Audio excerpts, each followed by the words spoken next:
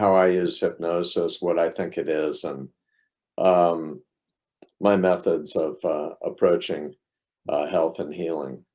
I started as a family practice doctor. I did a family practice residency here in San Diego, California. And I found it, on the one hand, somewhat boring, and on the other hand, um, it unmasked for me a great deal of my own incapabilities. And so I fled. I fled as part of the emergency department, where I became a board certified emergency physician. And I worked at Scripps Hospital in Encinitas nearby for 20 years as an emergency doc. It was during that time that I started using hypnosis, and I've given more or less the details. Some of you might have read or heard already in the introduction to my book. So I'll spare you a lot of the details, but various events led me first to neurolinguistic programming and a curiosity about that. This was back in 1985. And so I had the pleasure of attending a seminar with John Grinder in Philadelphia back then. He and I became friends, and there was certification and all of that. And I'm happy to say that John and I are, I don't know, it's 40 years almost later, and we're still friends, almost like brothers, and we beat each other up regularly on email. As I got to understand neurolinguistic programming better, I was naturally led to Ericksonian hypnosis, and I studied again here in San Diego with Steve Gilligan. And I had the wonderful pleasure of spending an hour or two in trance with Steve, and then driving to the emergency room and putting 5 or 6 or 10 people in a trance during the course of my shift and practicing various things. And so I started as sort of a, regular allopathic MD with some hypno skills, and I began just experimenting and using those in the emergency department. I think what made things shift was 2 points of confusion. The first was, as I studied more and more, I needed to get the American Boards of Medical Hypnosis so that I could feel legitimate and not get sued in the emergency department. And in the course of doing that, you have to read 10 years of literature in both of the hypnosis journals, which I would not advise anyone to do. It was extremely painful and a great waste of time. But it also created a confusion that I think everyone has when they start studying, because things are not well understood, they're not well defined. There's a muddle in the mix of all things hypnosis. And I was really dissatisfied with the sort of unclear, muddled, mucky taxonomy of hypnotic training. Confusion technique, utilization technique, report, distraction, guided imagery, nothing. It was all like everything was a separate silo and nothing connected, placebo, nocebo. And I found that highly unsatisfactory and sort of disempowering in a way. And so that troubled me on the one hand. On the other hand, because I was an emergency physician, I had to work fast. I was in a ER where there was one doctor and maybe 3 to 5 nurses, and you had to go. You just had to never move backward, keep going forward, get things done. I'd see 60 patients in a shift sometimes. And so while initially I would say have an asthmatic who was needle phobic, and I'd have to start an IV and I'd do a trance induction, I found as I got better and better, even if I could induce the trance in 12 sentences was my sort of outside boundary. I still didn't really have time for that. And so what started happening is I used my rapport skills and the hypnotic language that I had used and other aspects of the technique, but without a focus on inducing trance. And if you're reading my book, you know this already, but extraordinary things would happen. They would happen too when I did trance inductions. And I published a lot on non-manipulative relocations or reductions of dislocated shoulders and things like that. And so that was great. But almost more fascinating and perplexing somehow was that I could evoke stunning physical outcomes using just a little bit of technique. For example, at this point in time in my career, with the one exception of ventricular fibrillation, which is basically a lethal heart arrhythmia, I've converted every other known heart dysrhythmia, including ventricular tachycardia, without trance induction, but with suggestion. Stopping bleeding, reducing joint dislocations, opening airways, dilating birth canals, all of that I discovered was achievable with suggestion and a little bit of technique, but no formal trance induction. And so these two sort of areas of fuzziness at best forced me to search for some kind of unifying understanding and unifying principles about what was really going on. And I've worked hard at that. And in the book, if you've even gotten through, I think, the first third or so, but especially when you get out into chapter 10, which is a bit groundbreaking, you'll realize that I think anyway, you'll realize that my formulations bring a very simple and yet cogent understanding to what it is we're actually doing. And with that understanding, everything falls into line. So there's no more mystery about placebo or nocebo. There's no mystery about shamanistic healings and how they work.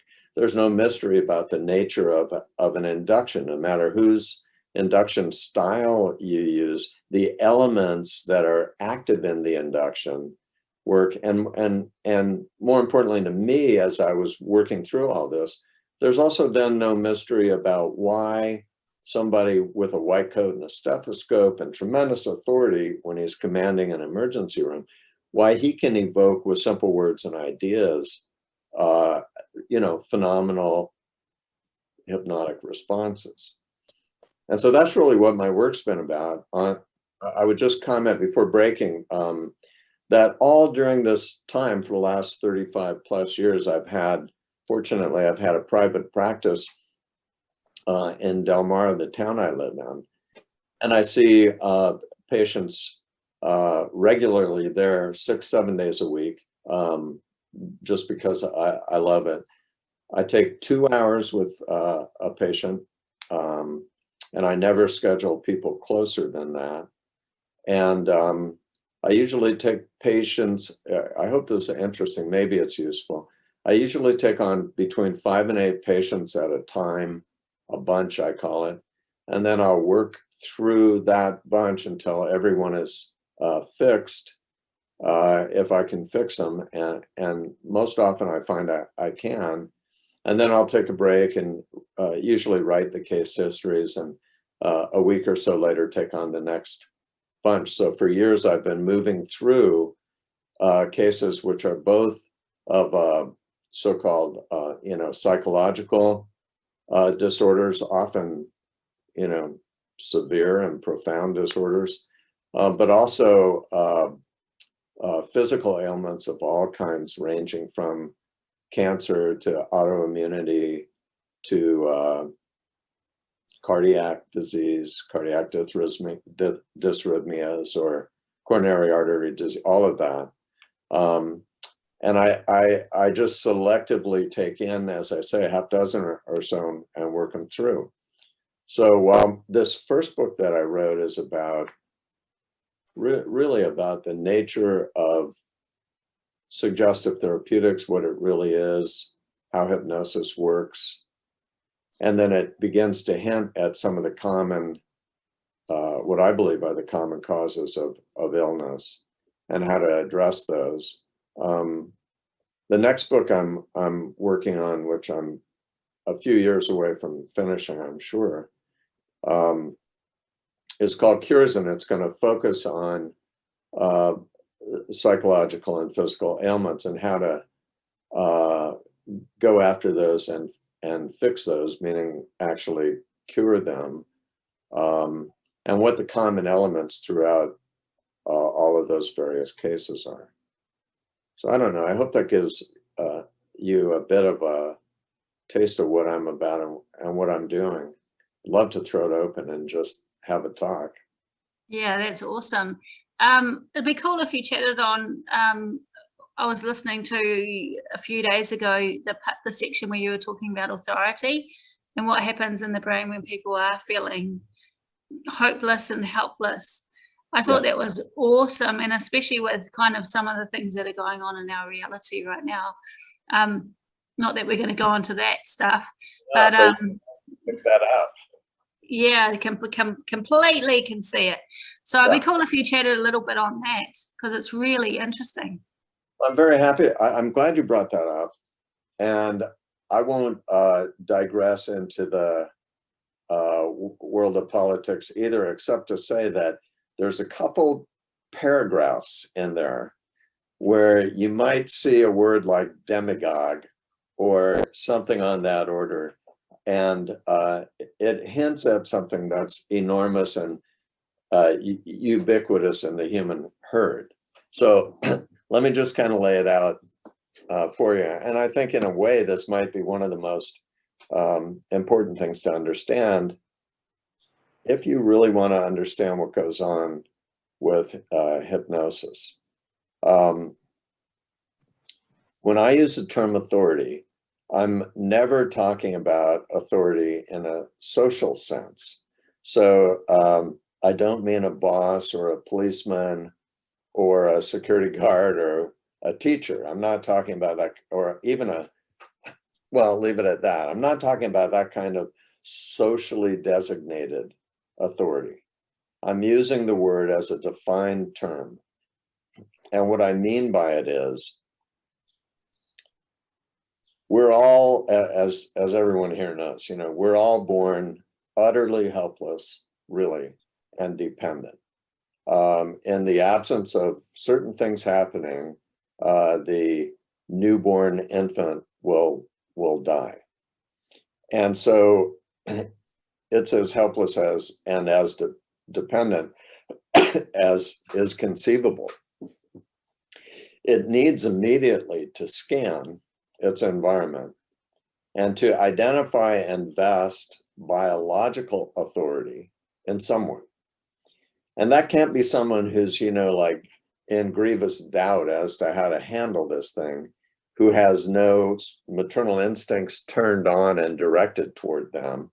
It's got to be toward the one least uncertain about, this is my kid, this is the one I will love and protect and nurture. And so there's an activity that happens there that's hardwired in the human species and herding mammals in general. And it gets rewarded once that's established, that authority is vested. It's repetitively rewarded and conditioned by nurturing, by love, by protection, and so forth. It only makes sense then that as we move forward in our lives, whenever there's a circumstance that recalls that time of helplessness and dependency, whenever there's such a circumstance, we are triggered.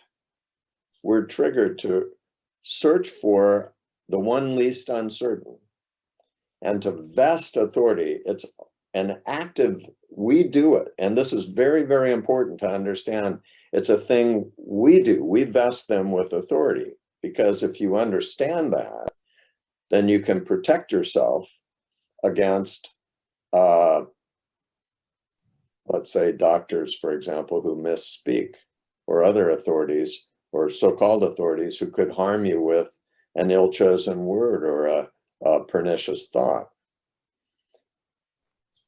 The most common time we see that, in my experience anyway, is when people are sick and scared. And so they're helpless once again and dependent in this childlike way. And they scan for authority. And the doctor walks in the room frequently not knowing that they are being vested with that authority, and yet they are. And so by virtue of that, they have what the mother had, what the father had. They have this pattern established already. And this pattern, the authority pattern, guarantees that before reason, before volition, before even the capacity for abstract thought, ideas flow directly from the authority to the helpless and dependent one, unfiltered. So think about what that really does and means in all of our lives. You know, you didn't pick the language you were going to speak. When you were young, you didn't pick how you thought of right and wrong, what your religious or your even political preferences were. These fundamental ideas were, in a sense, osmosed almost into you from the authority to you. And so this happens in hypnosis, and it actually forms one of the essential patterns that drives ideas to actualization, which is what, in my view, hypnosis really is. It's not trance, and it doesn't have anything to do with the state, I'm sorry to say. But it has to do with the fact that certain patterns have a tendency, once established, to repeat, to press forward and gather momentum. And this pattern whereby my reality, that's red, that's hot, that's dangerous, that's good, that's bad, this is me, this is you. My reality becomes your reality. That's the authority pattern. And it's a primary driver, not the only one. There are other ones too that are almost equally important. But nothing's more important than this, because it comes first in the experience of the human being. And so whenever you have, by virtue of their helplessness and dependency, and their having vested you with authority as the one least uncertain, whenever you have that, you have the capacity to implant your ideas so that they become their ideas beneath the levels of reason and volition. Now, this to me is a biological thing. It's a biological necessity in our species. And it's what has, since the beginning of time, has powered much of what happens in healings, from, you know, the early Egyptian healers to the Escalapians, to the shamans of South America, to the hypnotherapists of modern times. It's one of the primary patterns, and we need to be aware of it. If we're not aware of it, bad things happen. And let me give this as a starting point. If you'll take for a minute and just experiment with the notion that hypnosis is really about ideas evoking responses. That's what I maintain it is, and I think I can prove that. And that authority is one of the primary patterns that drives this, and it's hardwired. The precondition, of course, being the helplessness and dependency of the subject. Then you realize that your words matter not only in trance, when you have a subject or a patient in trance. But your words matter from the first moment that authority is vested in you. And so what that means is that when a patient walks into your office and you say, "What's the problem?" you've missed an opportunity there already. And when they walk out of your office, and let's say it's after a trance where your authority has been even enhanced by that, they walk out of your office and you say something like, "Well, I hope that works, give it a try."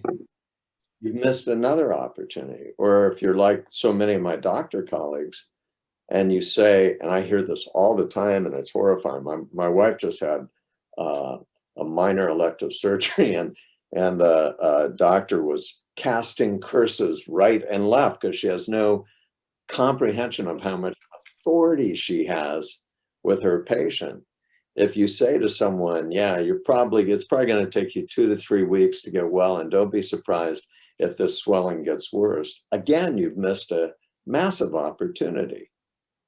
If you know, on the other hand, hypnotic language,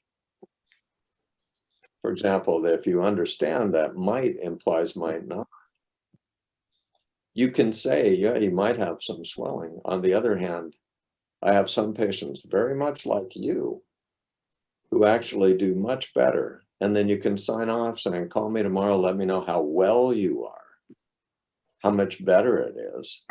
You're not lying. There's no ethical compromise there. You're actually being more accurate, and you're not casting curses, as I call them, but negative suggestions on them. The other thing, and then I'll let up and let you guys react, is when I go online and I watch everyone talking about, here's a hypnotic induction, here's another hypnotic induction, here's another hypnotic induction. We'll do this Elman thing, and then we'll do this Grinder-Bandler thing, and then we'll do this Erickson thing. If you do not understand what authority is, you don't understand the induction technique. I can tell you that with certainty. A lot of guys have awful technique from an Ericksonian standpoint. They don't really use their language well. They have zero rapport skills. And yet they do an induction and they're successful at it. If you, that's fine if you don't care how it works, but if you do care how that works, you need to understand that authority is at play, and that the situation, the setup of, for example, I'm going to put a subject here in front of 100 people on a YouTube camera. They're already feeling helpless and dependent. And I'm going to represent myself as the expert in this. So I've created, a power gradient. So my authority is now even greater. And then I put them in a situation where they either have to respond or look like they're resistant or non-compliant or a jerk or something. You've created a setup where they're vesting authority in you, and much of what you're doing is working not because of the technique, because I could give you 100 techniques in that setting that will work. It's working because your ideas become their ideas by virtue of the authority they have assigned you. And that's really, really essential, because it allows you the opportunity before, during, and after trance to make an enormous difference. And I would argue that your words after trance are oftentimes much, much, much more important in terms of the healing impact that they carry than even during. That's just kind of a quick thing on authority. I'd invite you to read, I think it's chapter 2 and 10, if you want to get deeper into it. Hi, Steve. Nice to meet you. Until I have a chance to get to your book, I just want to make sure that I've understood what you said about authority, that when people defer authority to social authority, it's coming from an unresolved area of helplessness in them. Is that what I understood you saying? Not at all. No. Let me back up. Yeah. So I appreciate that question, because it's mistaken like that a lot. So let me try to be more clear. So the fundamental metaphysical thesis I use for explaining what goes on with hypnosis is very, very simple, but it's incredibly profound if you spend some time with it. Namely, patterns persist. It's just very simple. I don't try to add any sort of psychodynamic interpretation of that because I don't credit that, honestly. Patterns persist. One pattern that we all have, because we're all, you know, human, mammal, herding animals, is we were helpless and dependent. And hardwired in us is this need to scan, find, identify an authority, and vest authority in that one. And when we do that, their ideas become our ideas. Their reality becomes our reality.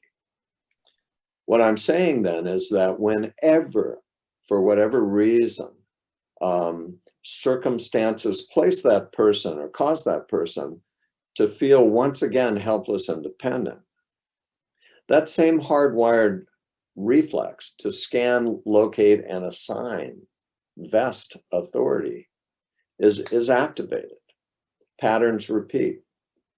And that authority's reality becomes their reality. If you know, we see that you don't have to look very far to see this happening. Mm-hmm. All right.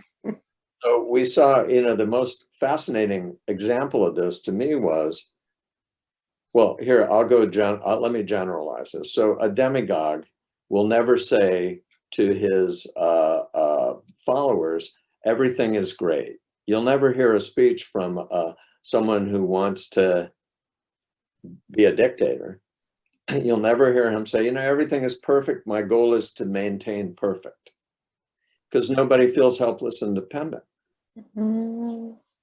They'll always say, it's hell out there, and I'm the only one who can fix it.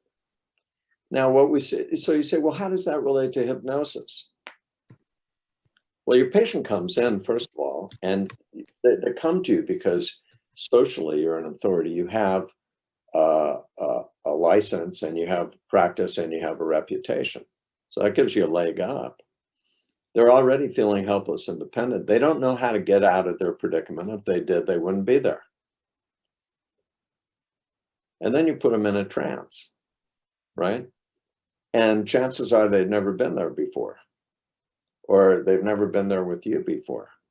And they're beginning to experience non-ordinary, non-voluntary phenomena, so-called hypnotic phenomena. And what that does is that intensifies their feeling of helplessness and dependency. They're in a place they don't recognize and they don't understand. They don't know how they got there, and they sure as hell don't know how to get out of there initially. And so at that moment, your authority is tremendously enhanced, which means your ideas will become their ideas, and that they can function at a level beneath criticism and abstraction and reasoning and volition, because you're recalling a primordial pattern that exists prior to those capacities. And that's what we're doing often in the hypnotic encounter. Got it. Also what we're doing outside of trance, when they walk in the door and when the trance is over and they leave. That's why I emphasize when I'm teaching and training, you got to get your greetings and goodbyes down, as well as your induction technique. By now, I think all of you probably have favorite methods of induction. Your induction is pretty easy. But you have to have the right ideas, right? Before, during, and after, in order to affect the cure. What are some of your favorite goodbyes and hellos? Well, so who's asking this, by the way? I'm Faye. Yes, I'm sorry. I'm feeling sick. That's why my camera's off. Oh, okay. Yeah. Well, you look great for well, so let me start with goodbyes. But I would say, you know, this is one of these areas where you can all plan. You don't have, it doesn't have to be spontaneous, although it frequently will be. You can have a set of sort of planned goodbyes. So my favorite goodbyes are, don't be opposed to surprising yourself, or don't be opposed to pleasantly surprising yourself. And there's a lot packed into that. If you think the double negative is confusing, and the purpose of confusion, despite everything you might have read from the Ericksonians and their confusion technique, and even Erickson, who was mistaken in this, in my view, is that confusion focuses attention, okay? And while they're trying to work out that double negative, don't be opposed to pleasantly surprising yourself, you're suggesting there will be a pleasant surprise. You're an authority. Their idea. And so after that, while they're still in a bit of a, perplexity, I'll say, call me tomorrow. Let me know how well you feel. And that's probably one of my favorite goodbyes. But I would say that realize it depends largely on the circumstance. If I have someone who, when I'm working, and I talk about this in my book, when I'm working the ER and there's a smoker and he needs to stop smoking, I think I'm experienced enough at this point to know just saying, you need to stop smoking is going to be highly ineffectual. He's heard that 100,000 times already, and he's here with a bronchitis.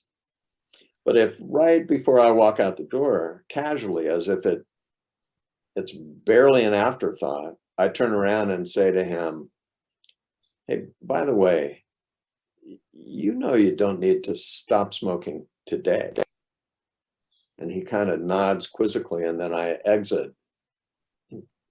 That has a great chance of making a real difference. And in this particular patient I'm thinking of, it did, because it's a beautiful indirect suggestion from an authority that's wrapped in a very confusing sort of structure that allows it to seep in, again, beneath his critical screens and actually go to work.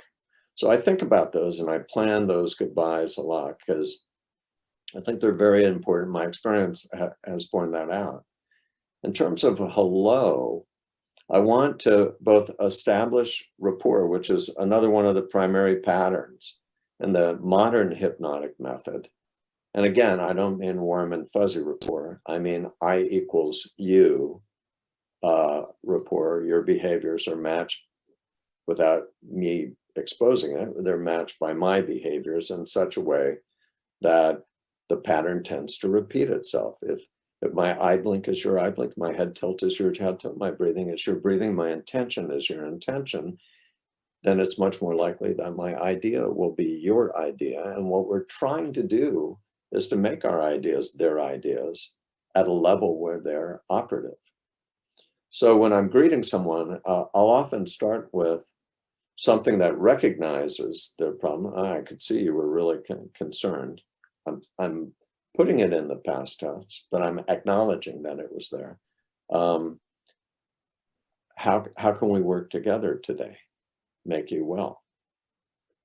Something like that. It'll depend largely on what I'm reading from them, but I want to make it meaningful. I don't just want to say, hey, what's up? Something stupid where I've missed an opportunity. That's so good. Thank you. And so I don't mean to dominate the conversation. I have one follow-up question to all of that, Steve. I found myself in the past in the chair at a doctor's office where they were really, what's the word I'm looking for? Like just really reckless with the way that they were relaying medical information and really frightening me. So in the future, when we find ourselves in situations like that with medical authorities, am I taking from what you're saying to just be aware of this hardwired mechanism to safeguard against what's coming from them in those moments of suggestibility? Largely, this will sound so cynical, and but I think it's sadly at least largely true. If the doctor you're talking about is a surgeon, chances are you're not going to change anything about them, period. And so if you can't change the external, you have to change the internal. Yeah. The doctor is a, warm-hearted family practice doc. let's say, or something like that, there's a chance that you can make an inroad by saying something like, you know, before you say anything, and I realize how impractical this is, but let me just throw it out there. You can say something like, before you say anything, let me just tell you, I'm feeling a bit helpless, and so I'm probably a little more suggestible. So please pick your words carefully, and I don't want to hear any negative suggestions. But even if you say that, and even if the person is compassionate, which is why my first chapter is entitled Compassion's Not Enough, chances are they're going to misspeak because they're human and they're unpracticed and they don't understand the impact they can have. So the real way to do this is to realize at the outset, okay, I'm feeling a little helpless and dependent here, but retain agency, retain sovereignty, and say to yourself, and you have to prepare yourself. I do this with patients. I have patients who I send to surgeons and I say, okay, look, here's what they're probably, you need to understand this. They're not trained in this. They don't know the impact. And all they do know is, you know, what little experience they've had and what few patients they've had. They do not know you. So the first thing to understand if you're in that predicament is they don't know you. No doctor that you're sitting across from has a clue what your tomorrow is. They don't even know what their own tomorrow is. So they don't know you. And because of that, you should not and don't allow yourself to vest authority in them. You're an adult. You can block this primordial pathway by asserting the capacities and qualities you've developed since childhood and say, I am going to use my medical people as useful consultants until they're no longer useful, then I'll discharge them. So don't vest them with authority. Listen to them as a consultant, realize there are other points of view. And most of all, more than anything else, understand that they don't know and they cannot know you or your future. And so hear them out and then dismiss it if it doesn't make sense. If it does, then go with it. So that's so wonderful. Thank you so much. That's great. Yeah. So it would be fair to say that if you went to the doctor and then someone else that you placed authority on or expected to turn around and said to you after you heard that suggestion, well, that's rubbish, that guy obviously doesn't know anything, here's the facts, then that would start wavering the suggestion that the doctor's given, which, yeah, or saying what's happening, I don't want to get into stuff now, but when the person that's the authority figure starts doing things that where your mind would start thinking, I don't know if I trust this person anymore, then the critical brain would start coming in and pulling the information to pieces and looking for the truth within. Does that make sense? It does, but what you're doing there, realize, and there's nothing wrong with it. It works in a different way, and it works in a less potent way, I think. Is what you're doing is you're coming from the top down with reason, and you're trying to dissect this out. And this is, it's good and it's important. And if you think about it, it's how we undo a lot of work that's done in childhood. You may not have the same religion. You may not have the same political affiliations. You may not have the same style taste that was inculcated in childhood. And that came from the top down. But it's a slower process. And so if you want to get it from, sandwich it, as it were, you've got to come from the bottom up and disallow the vesting of authority to these people.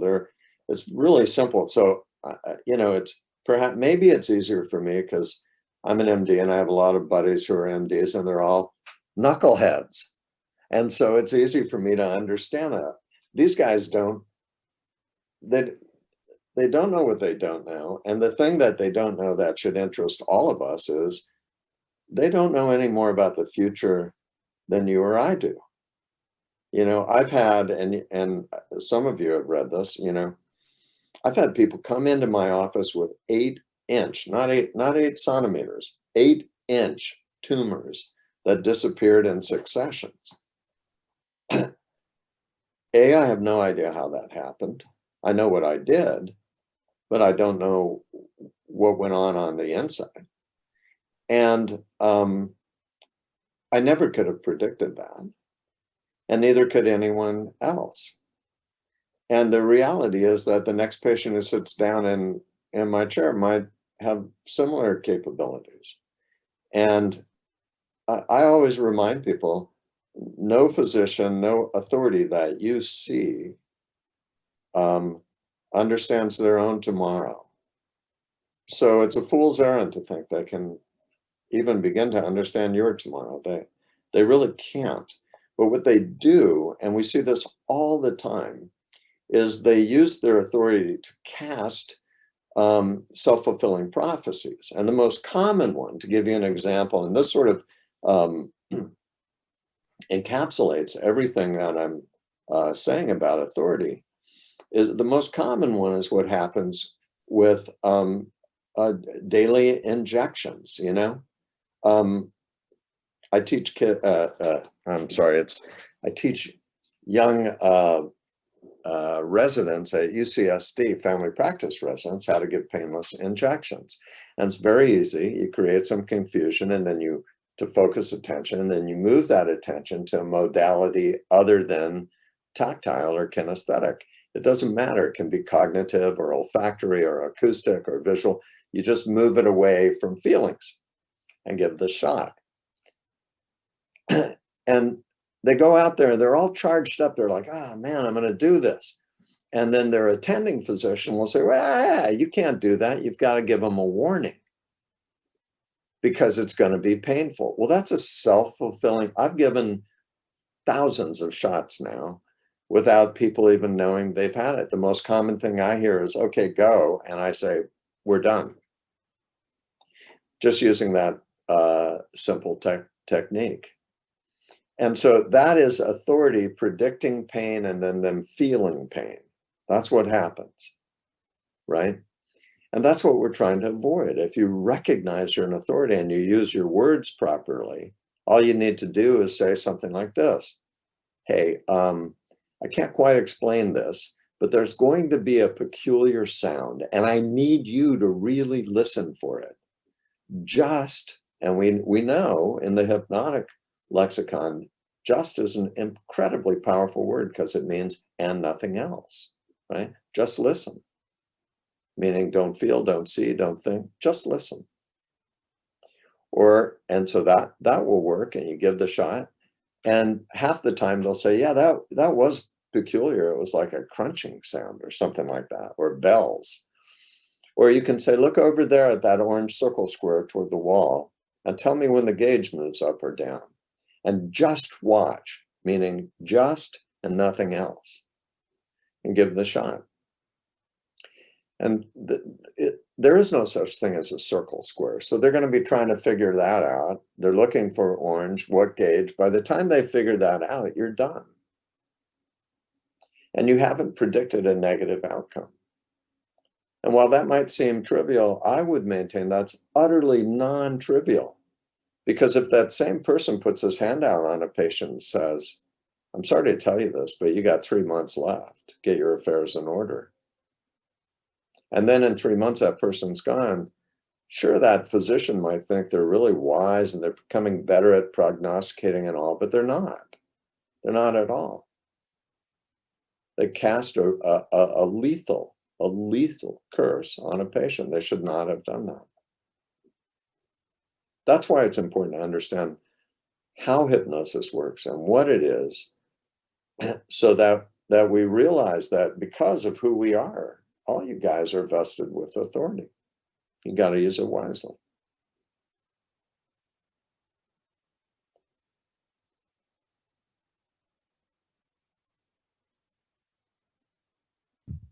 All right, guys, any questions? I have a question. How long can we keep talking for? Because this is fascinating. Well, that's my question. I got all the time you want. It's on the California coast. The sun has just set.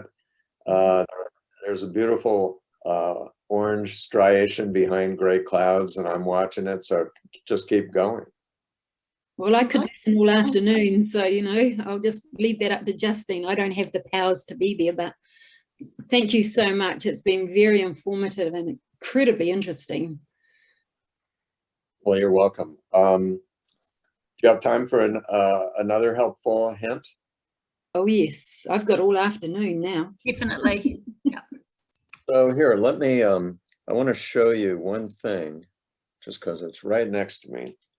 There's this book called The Merry Heart. Can you see that? The Merry Heart, and it's by the great Robertson Davies, who was a Canadian man of letters. And in this book is one of the most beautiful essays I've ever read, and it's just totally delightful.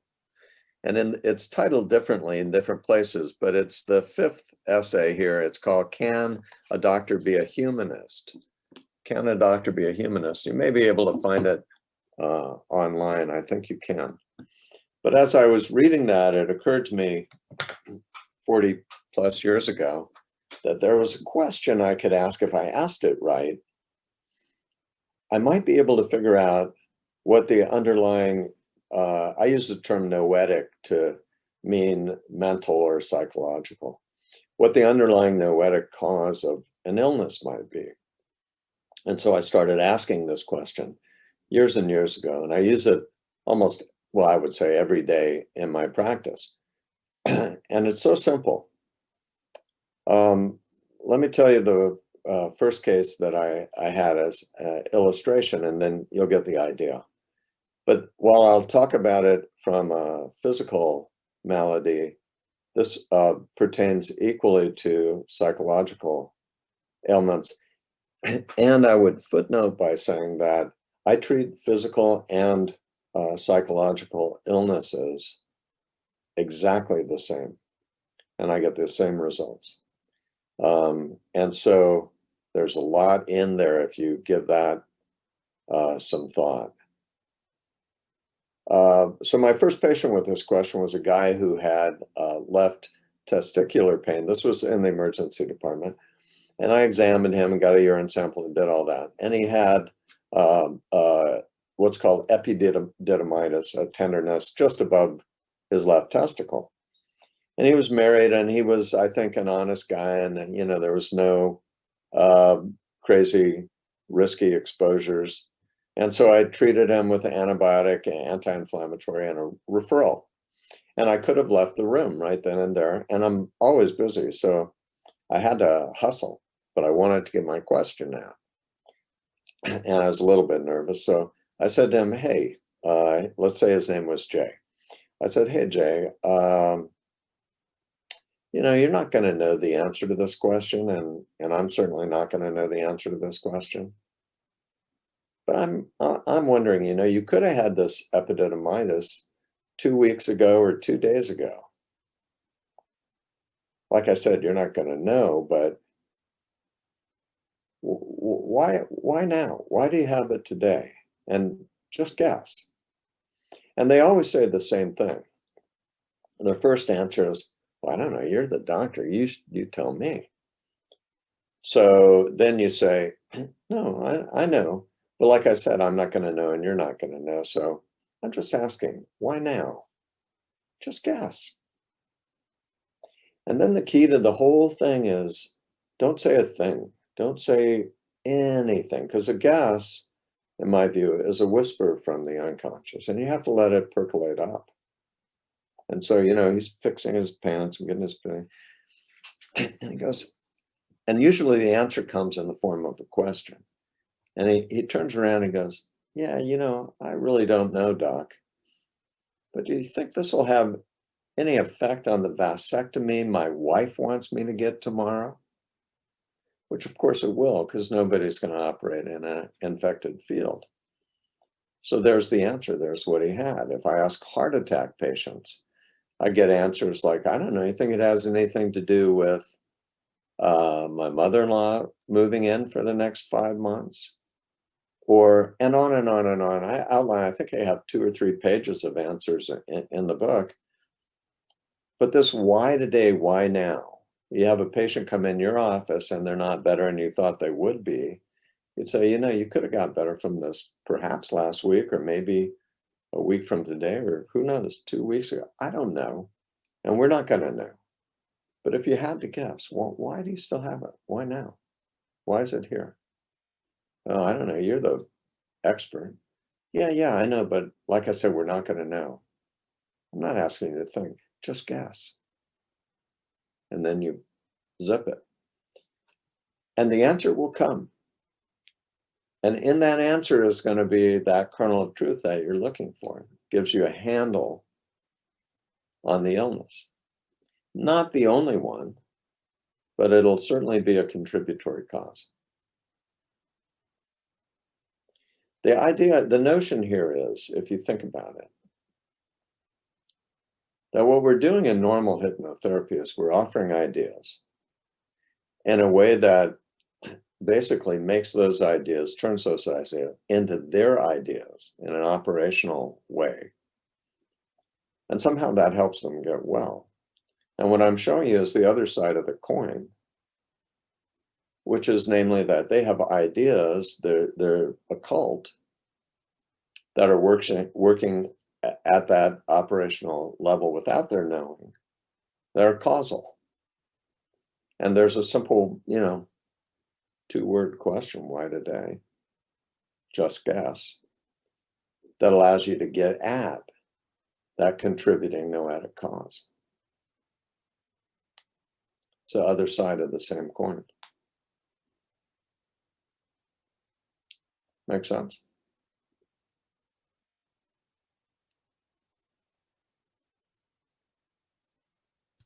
How many books do you have? How many books? I know you're writing one now, and how many others do you have? Well, I only have the one that's out right now. So the one, and then the one that you're actually writing, is that correct? The one I'm writing now, well, it's probably going to take me another, at least I would say maybe 2 years.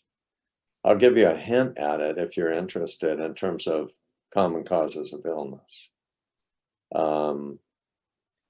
But I will tell you in advance that this is very hard to accept because you have to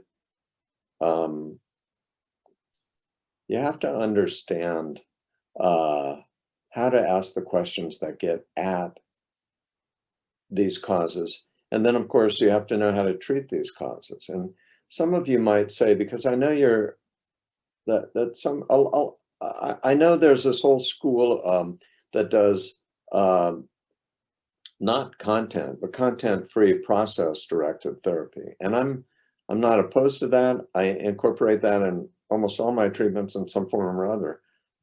And I'm, as I say, good friends with John Grinder, who, you know, wrote Reframing, which is a process-oriented approach. And one of my best buddies in my life has been Dr. Edwin Yeager, who has his own subliminal therapy, content-free processing. And I know there are other ones that you guys study, but I will tell you this, they don't always work.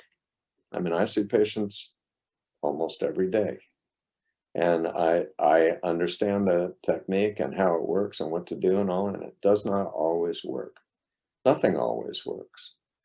And so I'm looking for whatever works. And here's what I've found, is that when you dig right, there's 4 kinds of causes that are recurrent in both psychological illness, and side note on that, just throw away all the diagnostic categories. They're not, if you're going for a cure, they're not necessarily useful. And the same common causes will often underlie physical ailments. And I'm tempted to say will most often underlie physical ailments, not as the only cause, but as contributory causes.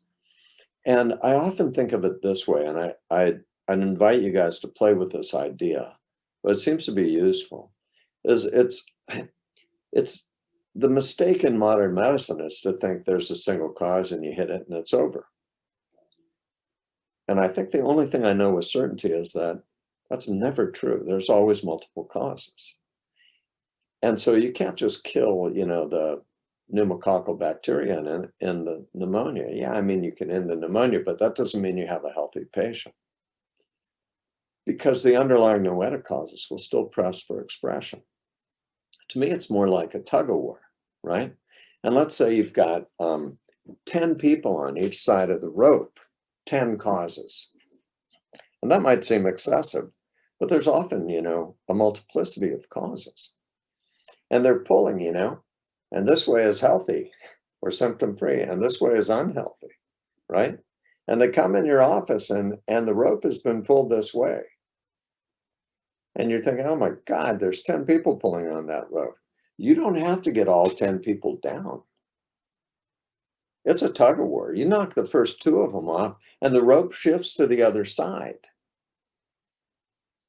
And that's the name of the game as I play it. And so here are 4 of the people on one side of the rope. And I can elaborate this if you want, but let me kind of lay them out there. Almost in the order that that they tend to happen. The first is biological, and it's a biological necessity. And it's underemphasized by every school of psychology and psychiatry.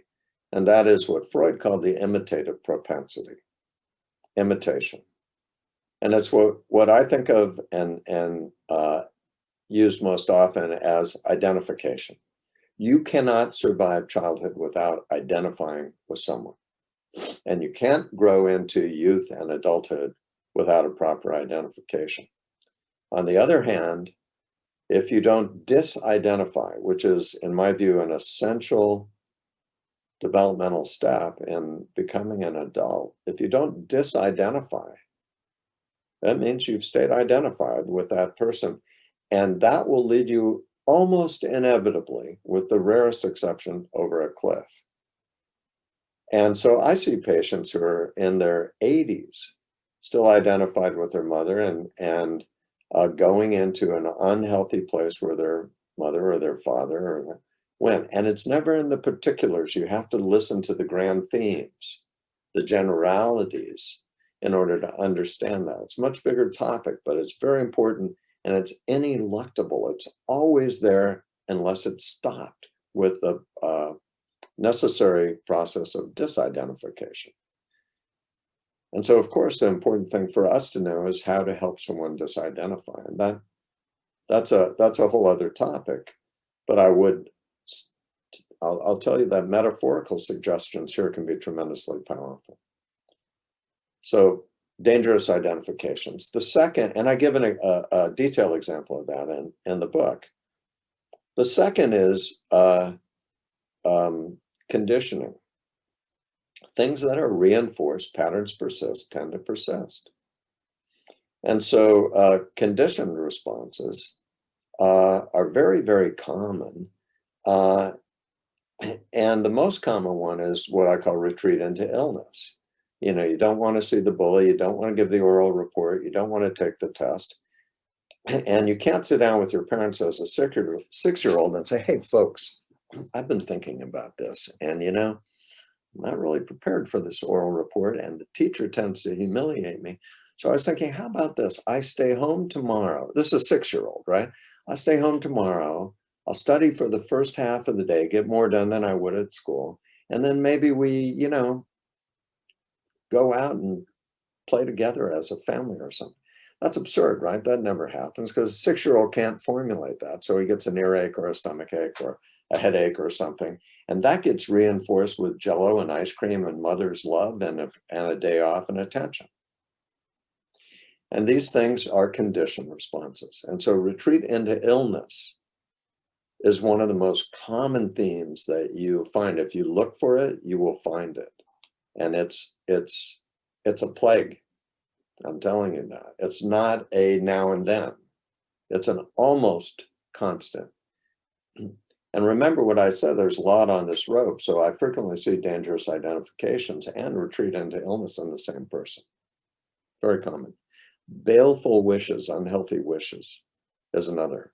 I wish I could get out of this job no matter what. I wish I could get out of this marriage no matter what.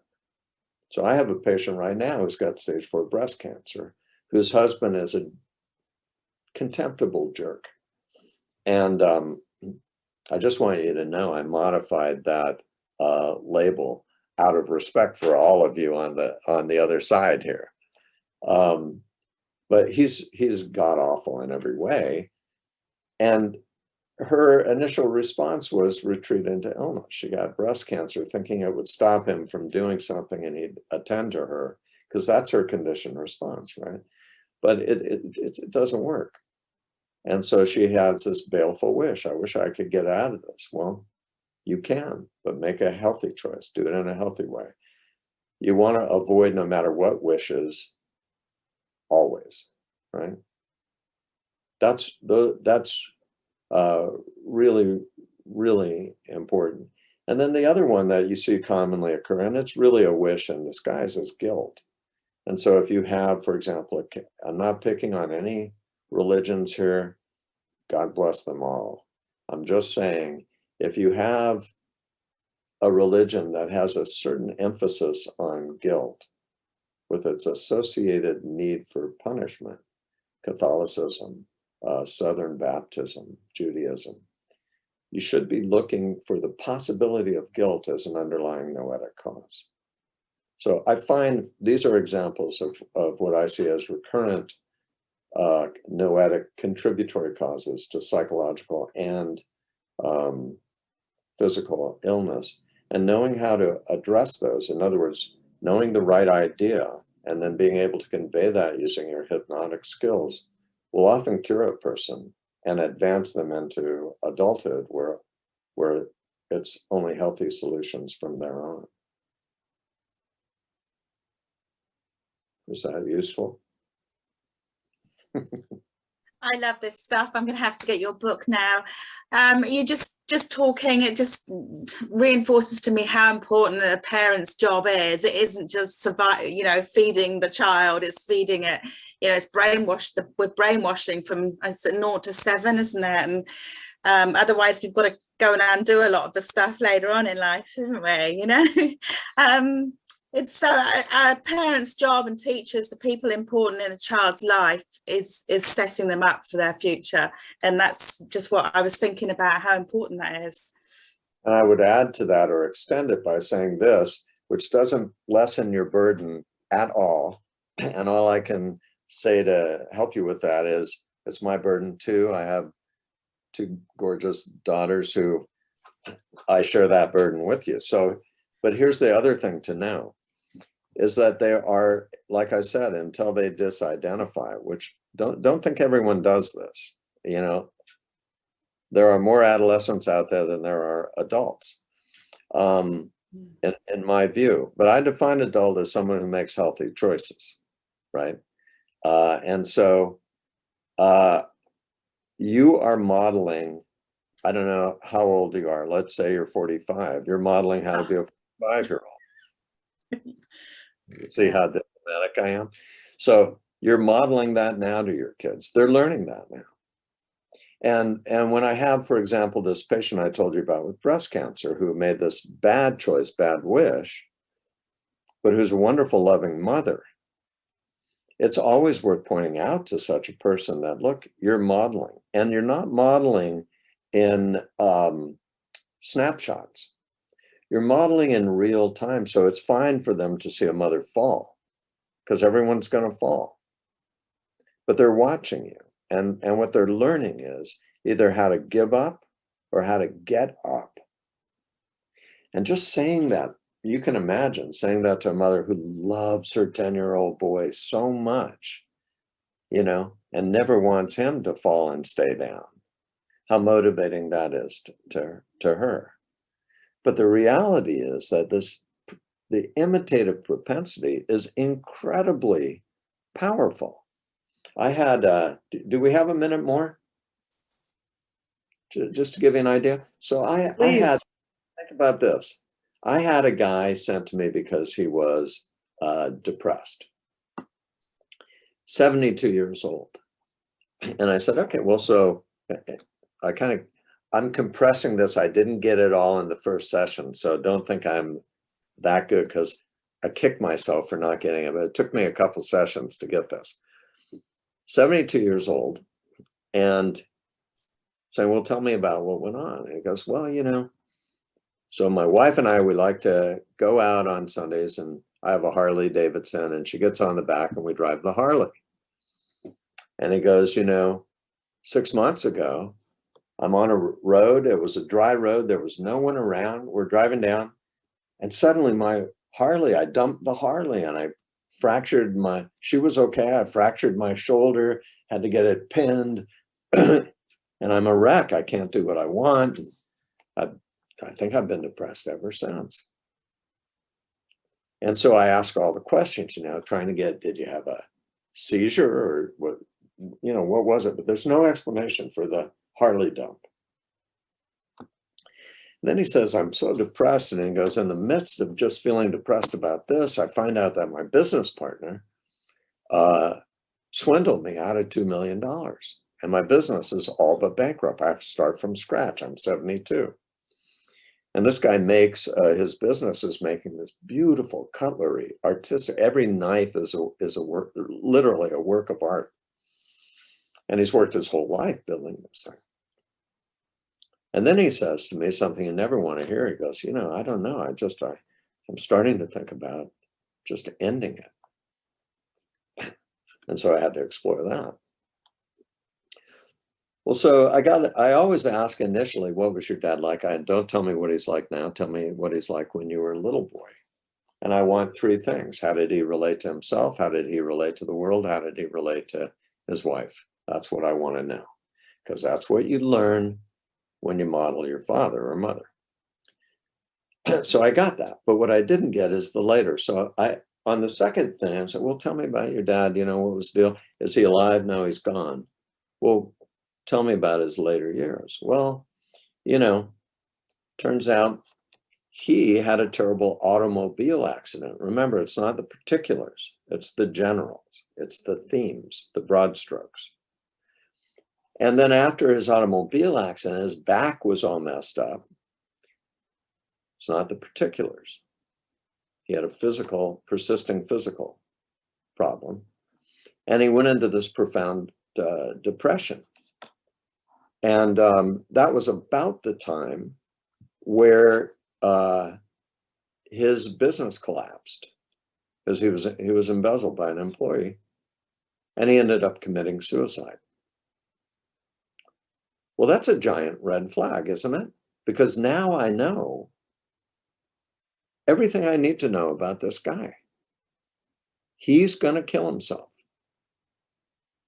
if he doesn't disidentify at the age of 72 from his father. He's on the path. He's ticking off the boxes: physical ailment, business failure, depression, and suicide. And so the business then becomes, what idea do I need to make his idea in order to get him off this path, which is leading to the hell zone, right? So this thing about parenting, we want our kids to disidentify. The most, this isn't me, this is from the great Pat Conroy, the great novelist who wrote The Great Santini and other novels like that, Prince of Tides. He used to go down to his kids, because he had a terrible father. His father was the great Santini, this Marine drill sergeant bastard.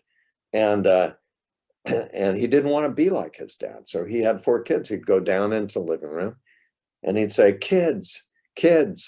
And they go, oh, Dad, not again. Because they'd heard it, right? And they didn't know how gifted they were. He goes, no, just hear me out. I just want you to know I love you all so much. And they go, Dad, we know it. You don't have to tell us this every day.